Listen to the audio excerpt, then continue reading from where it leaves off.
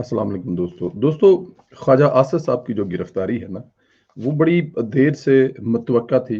इमरान खान साहब कुछ नाम लेकर कहते थे कि इनको मैंने पकड़ना है, जिनमें राणा सनाउल्लाह साहब से लेकर ख्वाजा आसिफ साहब थे। और ख्वाजा आसिफ साहब जो है वो इमरान खान की आंखों के अंदर ना बड़ी देर से के अंदर ना पंजाबी रखते सन, तो उन्होंने वो कर लिया। एक छोटी सी क्लिप दिखाते हैं आपको और उसके बाद फिर आपको इस पर बात करने में ज्यादा।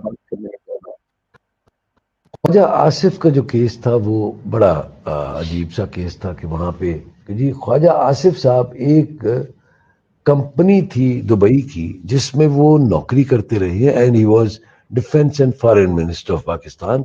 और उन्होंने ये आर्टिकल 6 की खिलाफ वर्जी की है। वजीर दिफा थे, वजीर दिफा थे, तो आइन गद्दारी का पर्चा हो गया। गद्दारी का पर्चा। अब उसकी इंक्वायरी के लिए, अब मैं आपको बताता हूँ, मतलब मैं ये नहीं कहता हूँ कि लेकिन उसके लिए एविडेंस हमें चाहिए होता है। नहीं, एविडेंस था क्या? अवेलेबल एविडेंस क्या था? कुछ भी नहीं। अच्छा, तो आपको ये किसने कहा कि पर्चा होना चाहिए? मैं समझता हूँ ये तो कैबिनेट ने इजाजत दी थी, मैं कैबिनेट की मीटिंग में गया था। ठीक है, ये तो कैबिनेट के मिनट्स हैं। तो जब कैबिनेट का डिसीजन हो गया तो आप इनकार कैसे कर सकते हो? नहीं, कैबिनेट ने ये, कैबिनेट अगर उन्होंने कहा था कि इंक्वायरी करो ना, हाँ, तो इंक्वायरी हमने की, हमें एविडेंस नहीं मिल रहा था। ठीक है। तो एविडेंस के मुताबिक हमने, देखे फर्क है ना, उसने फैसला किया है। ये दुबई की कंपनी के अकामा का इशू था, जो अकामा कोई नहीं, सामने आया था यार, पेमेंट जो आ रही थी वहां, पेमेंट जो आई। जो उनकी तनख्वाह, कोई उन्होंने तनख्वाह ड्रॉ की थी, अब एग्जैक्टली मुझे याद नहीं है इसलिए कि डेट बोले 2 साल हो गए। ठीक, तो फिर ये मीटिंग जो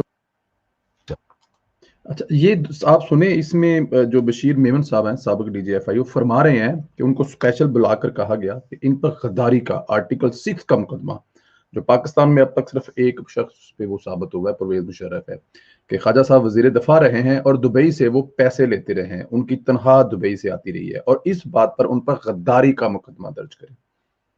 और ये कौन कह रहे हैं? इमरान खान साहब, जिनके ऊपर फॉरेन फंडिंग में इल्जाम है, इंडिया और भारत से भी पैसे उनके फॉरेन, उनके जो अकाउंट है उनमें आए हैं, और जो केस उन्होंने रोक के रखा हुआ है, ये साहब वो करवा रहे हैं सारा कुछ।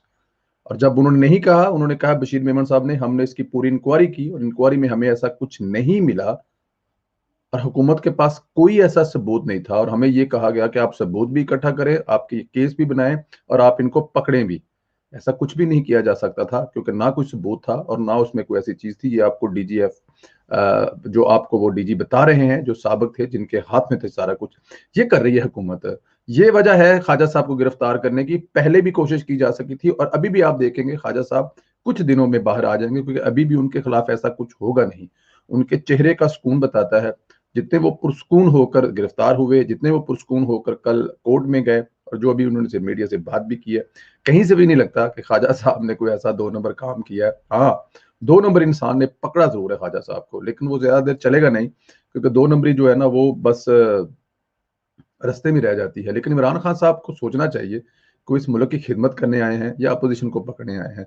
अगर तो वो अपोजिशन को पकड़ने आए हैं तो फिर वो ठीक कर रहे हैं, लेकिन अगर अवाम के साथ किए हुए वादे पूरे करने आए हैं, नौकरियां, करोड़ों, घर, रोजगार, मदीने वाली रियासत, इंग्लैंड वाले कानून, तुर्की वाला लॉ, चीन वाले मामलात, तो फिर वो ऐसे कामयाब नहीं होंगे। उनको चाहिए कि वो करें जिससे इस मुल्क के अवाम की खिदमत हो सके। ख्वाजा साहब को पकड़ने से मसाइल हल नहीं होंगे।